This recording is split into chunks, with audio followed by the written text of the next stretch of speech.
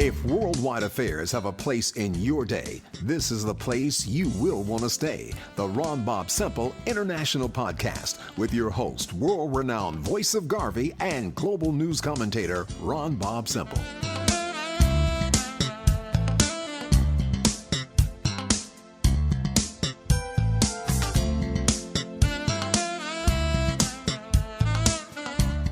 Greetings and welcome to the Ron Bob Semple International Podcast. We will be addressing global issues that impact our day-to-day lives.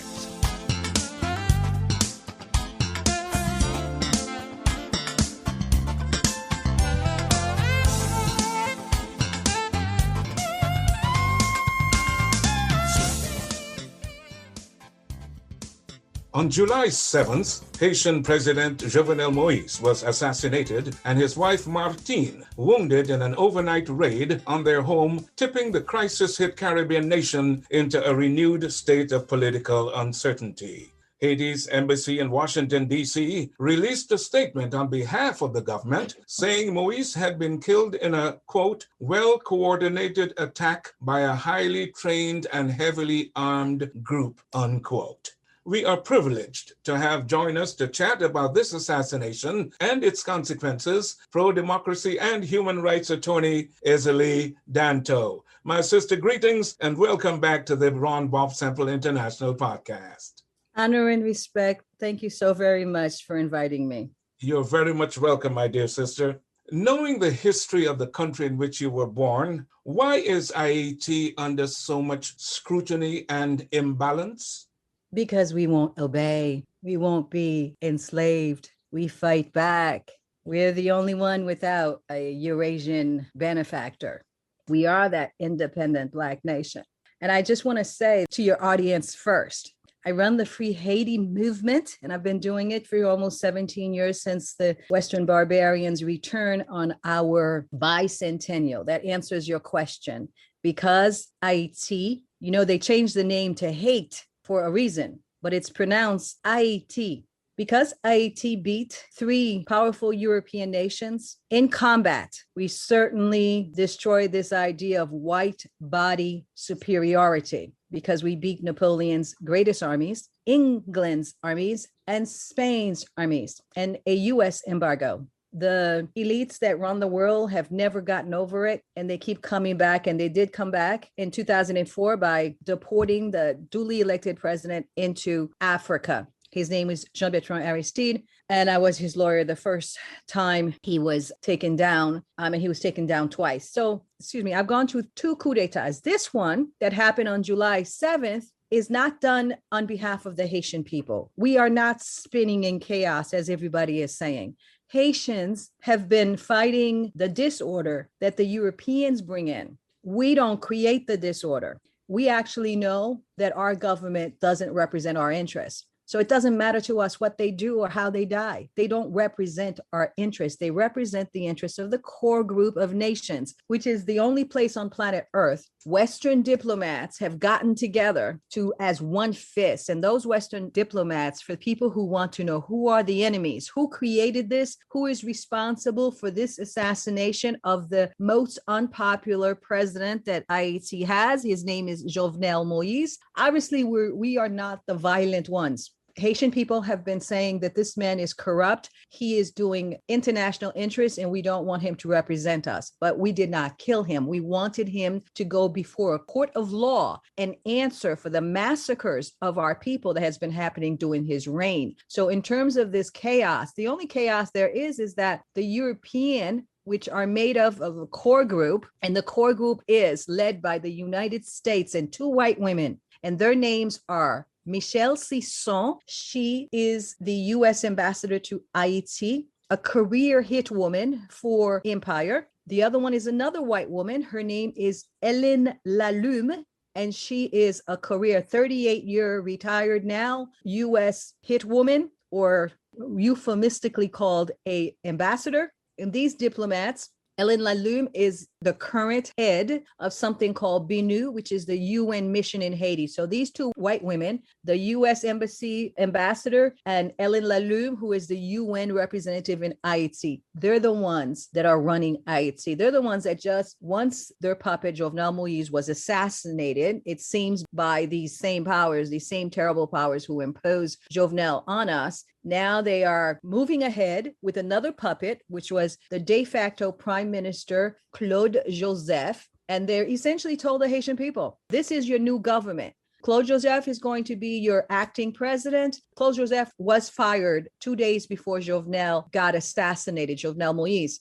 Jovenel Moise, the de facto, unpopular, massacring, murderous, money laundering, indicted president of Haiti, had named another person to be his acting prime minister. His name is Ariel Joseph. Upon the death of Jovenel Moise, Ellen Lalume, the UN representative in Haiti, essentially said, here is your transitional government. It's going to be made up of the fired prime minister, who was fired 2 days before Jovenel's death. And I see a lot of speculation about whether he could have been responsible since he has benefited the most. His name is Claude Joseph, and he is a National Endowment for Democracy created political personality. And then the one that was supposed to be the prime minister is now the prime minister, and this one is the acting. So we are not in this. What's happening in Haiti right now is the core group of nations, which are France, Canada, United States, Germany, Spain, Brazil, and then they have the European Union nations, a representative from the European Union, a representative from UN, and a representative from the OAS. Those are the 9 confederated groups who run Haiti. They are responsible for this assassination in many ways, and I'll be happy to explain those ways for you. President Moise was adamant that his mandate ends on February 7th, 2022, but protesters felt that he should have been out of office on February 7th, 2021. There is no doubt that his illegal term, which nobody gave it to him but the OAS and the UN and the core group, was over February 7th, 2021.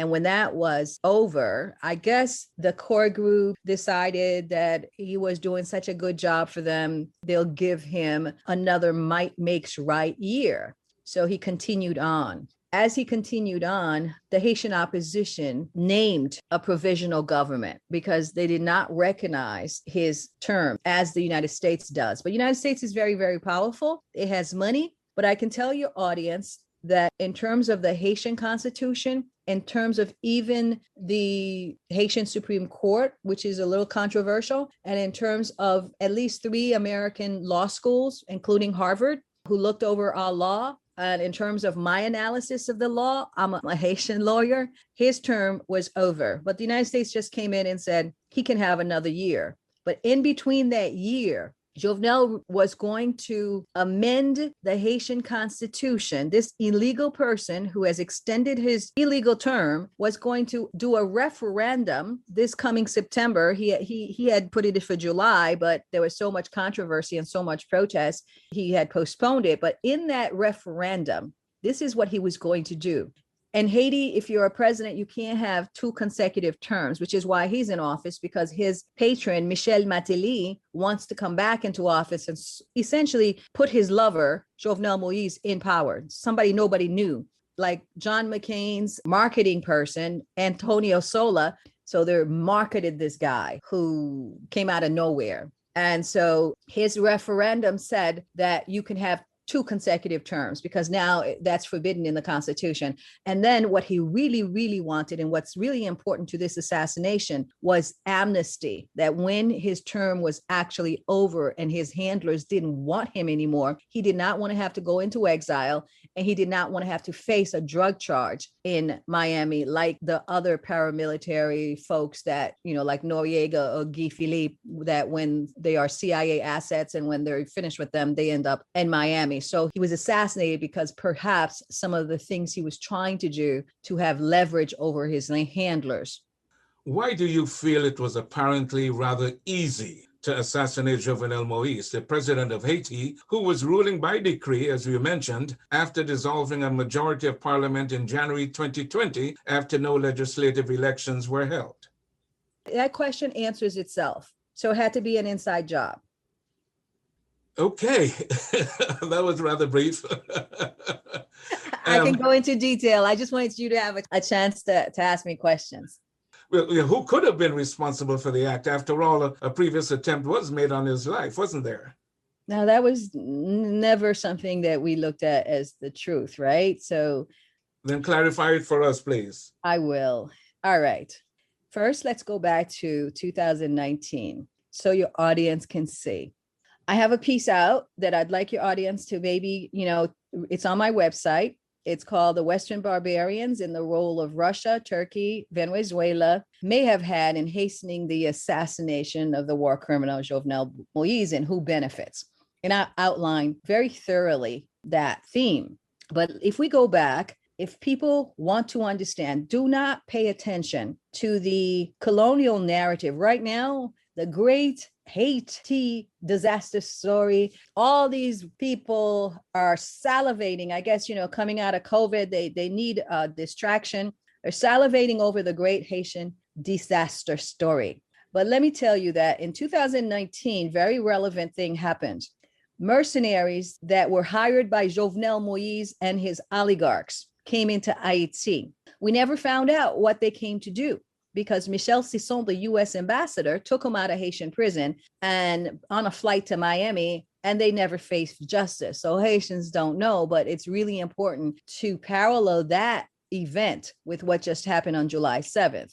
How do I know and why do I say that Jovenel Moise hired mercenaries? Because empire right now is falling. Rome is falling. So when Rome is falling and its own people don't want to fight for them, they bring in foreigners and they pay them to do their dirty job. So they brought in the far right Colombians. They brought in American military, former US military, people with checkered past, people with dossiers and cases.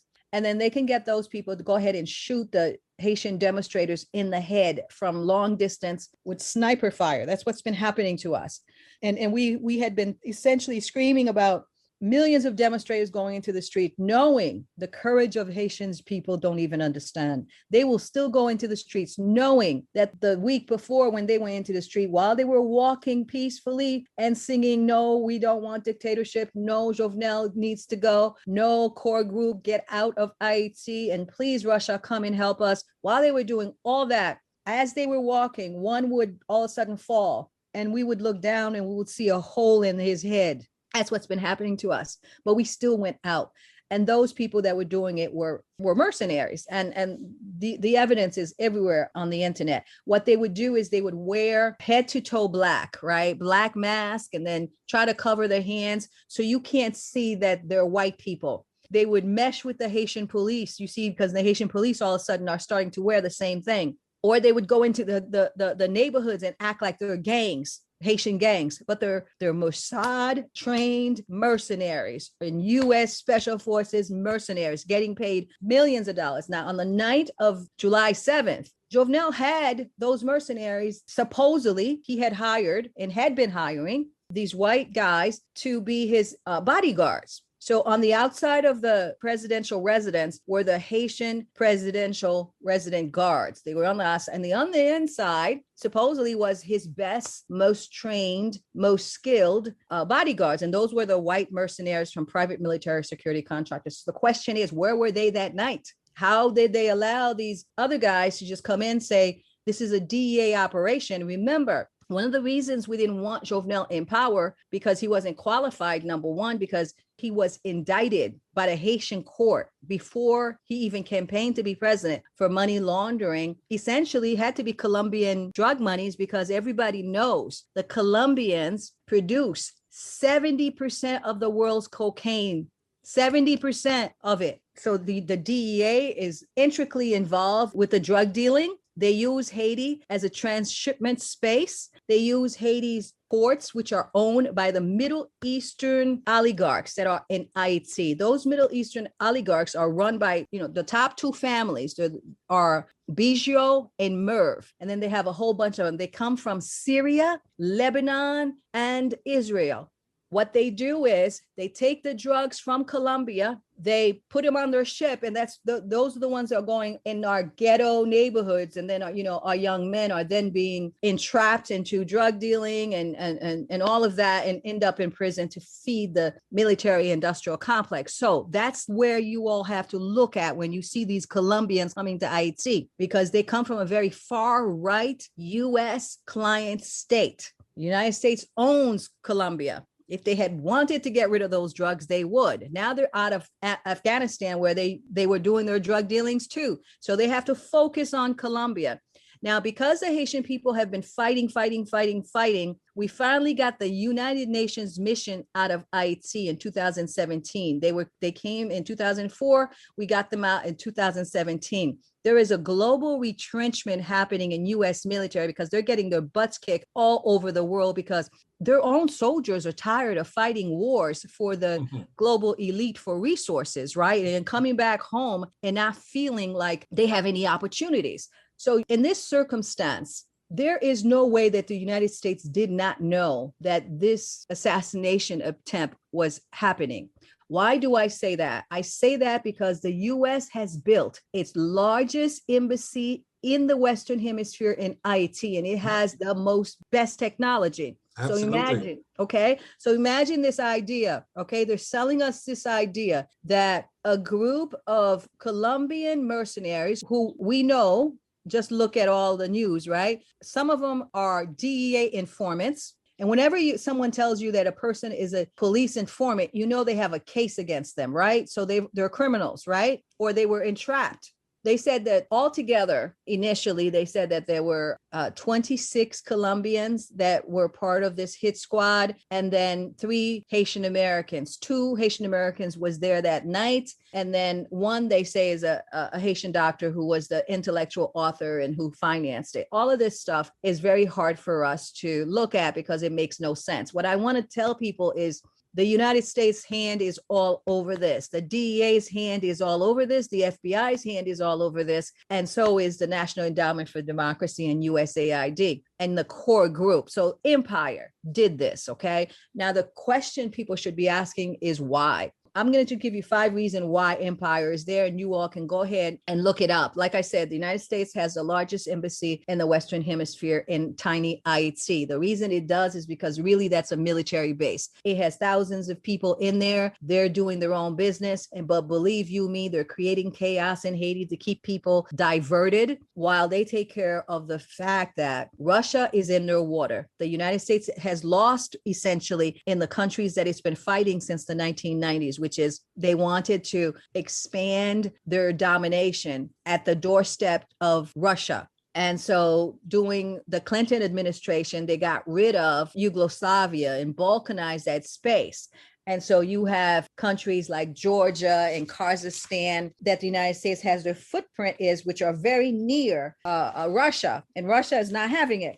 Russia's counter is to be in Cuba and Venezuela, which is in the airspace and waters of America. Haiti is between those 2 places. If Haiti falls to a popular elected government, the United States somehow feels that somehow we're going to be Russian and Russia is going to have an entrance into our space. So it has a military interest in Haiti, and that military interest is spying over Russia and Cuba and Venezuela, and believe me, controls everything. So it's very far-fetched that they didn't see in the middle of the night in a place that doesn't even have electricity, the lights of 5 to 9 Nissan patrol cars filled with heavily armed mercenaries going up to the president's residence. It's very hard for us to believe that because we know they have whisper mics. We know they have satellites. We know that they also have drones because those drones have been killing us indiscriminately. So that's the first one. The other 2 things you have to understand is that inside that house that should have been the private U.S. military, that is the paid bodyguard of Jovenel, where were they that night? The people on the outside, Dimitri Harold, the head of the Haitian palace security that was there, he is a U.S. asset. As a matter of fact, the United States has an arms trafficking case against him. You guys can look it up. His name is Dimitri Harold. All these men, most of these men were trained by U.S. and they all have a U.S. handler. Dimitri Harold, they tell us, had traveled to Colombia in a couple of months before this assassination. And some speculation was that he brought these people back.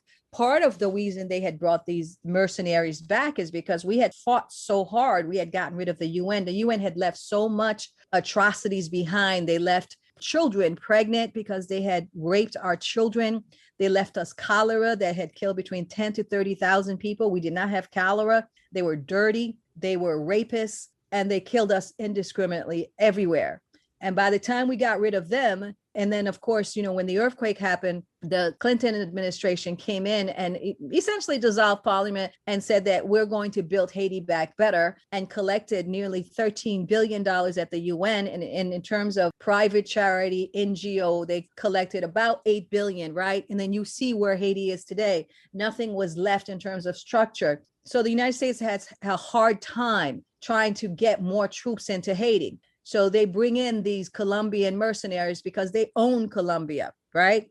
And so that's really what's going on. As you see the trickle down details in the news, they're going to tell you that there was a DEA informant in that space. There was a FBI informant in terms of the Colombians. So it doesn't matter to us as Haitian, right? I'm still mourning the death of Haitian women that Jovenel's forces and these paramilitaries had executed. Her name, one of them, who was part of the Free Haiti movement. She was an activist. She's you can find her on Facebook. Her name is Antoinette Duclair. She's a mother. She was helping the women that were being displaced as these forces were running rampage, trying to silence the protesters, silence people who they think might not vote for their far right candidates in these neighborhoods that are resisting. So they were bringing in gangs and arming gangs and giving gangs assault rifles from Israeli because we don't manufacture any guns.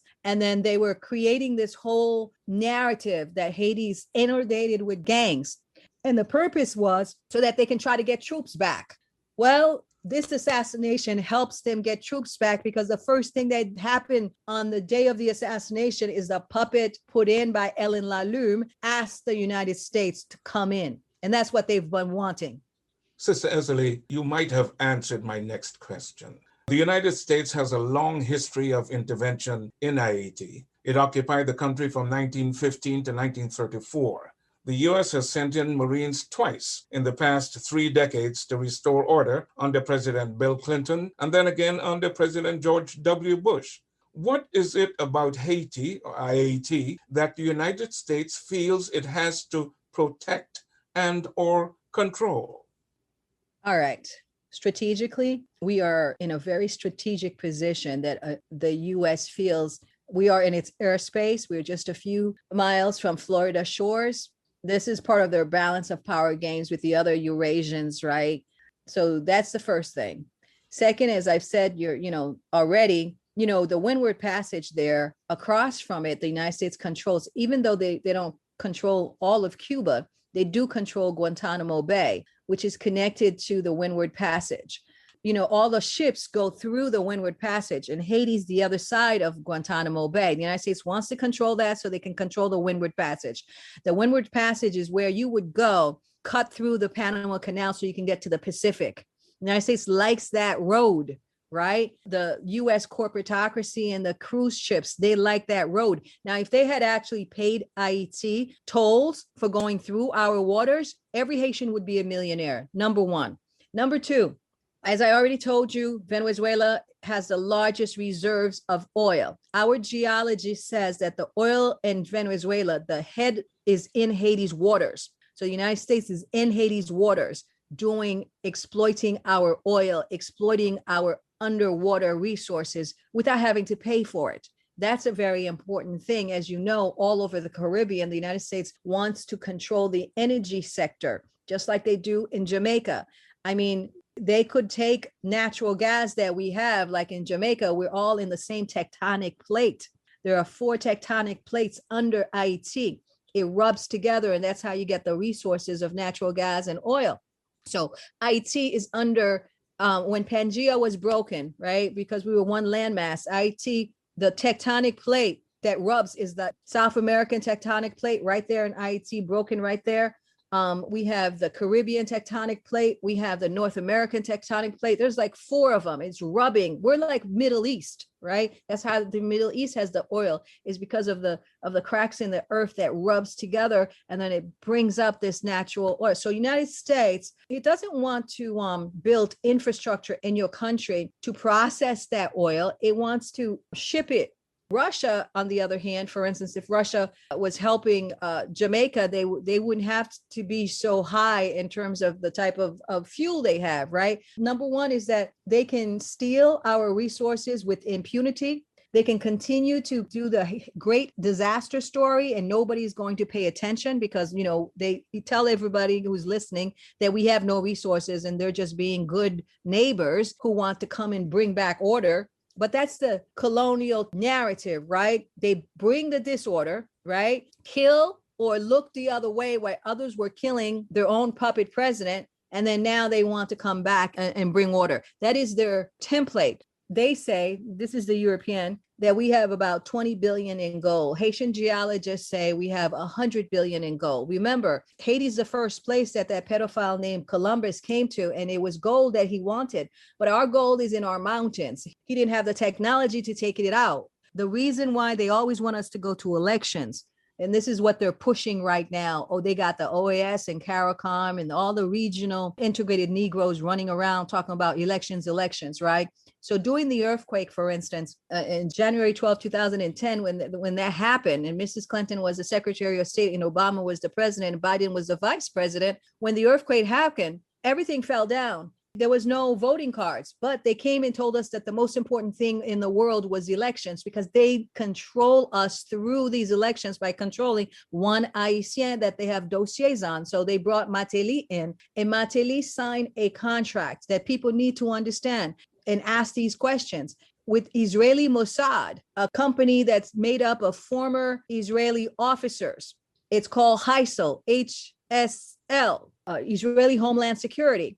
They today were given millions and millions of dollars supposedly to protect Haiti's borders, land, air, and sea. So our question is, where were they on the night of July 7th that they didn't see all of this, right? But really what they're doing is that company I found out was in Angola using their equipment to look for minerals and natural resources because they had that kind of equipment.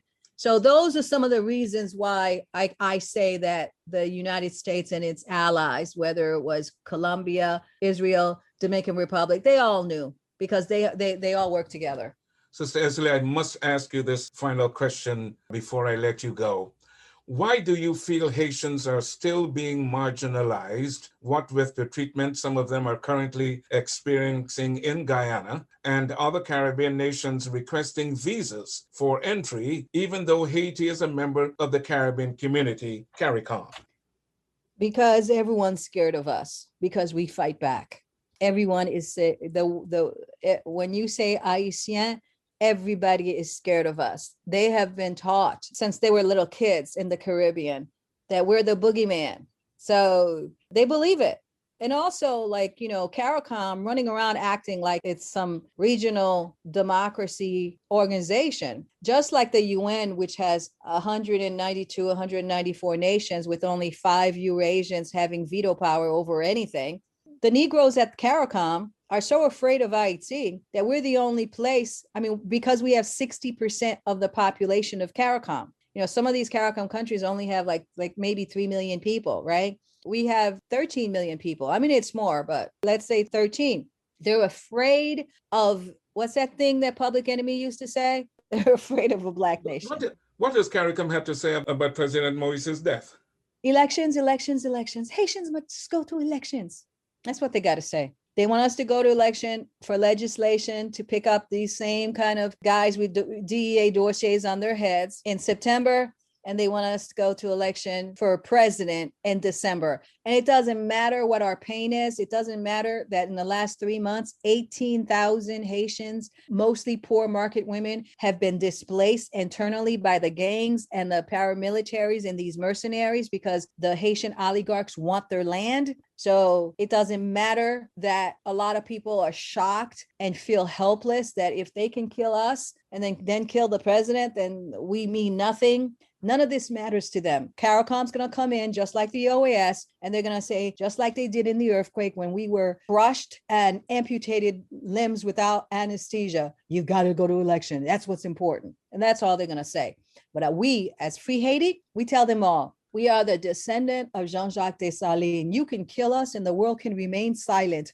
You can take our refugee people who are running away from this fire and this Holocaust, and you could treat them like they are nothing. But I promise you, just like Antoinette Duclair, who just died, she was executed with a bullet to the head, a mother. All she was doing was helping the women that were displaced by their gangs of foreign military and local Black opportunists. We're coming back. And like Garvey, watch us in the whirlwind. Take me out, we're coming back. Sister Èzili Dantò, thank you very much for joining me on the Ron Bob Simple International podcast. Your presence on this broadcast is always invaluable. Merci beaucoup. Honor and respect. Thank you. Thank you for spending some time with us. If you are so inclined, you can subscribe to these podcasts and donate to them by clicking on the Support the Show button on the website. Please continue to protect yourself and your loved ones during this global pandemic by observing all protocols. Be safe, be strong, and be aware. I'm Ron Bob Simple.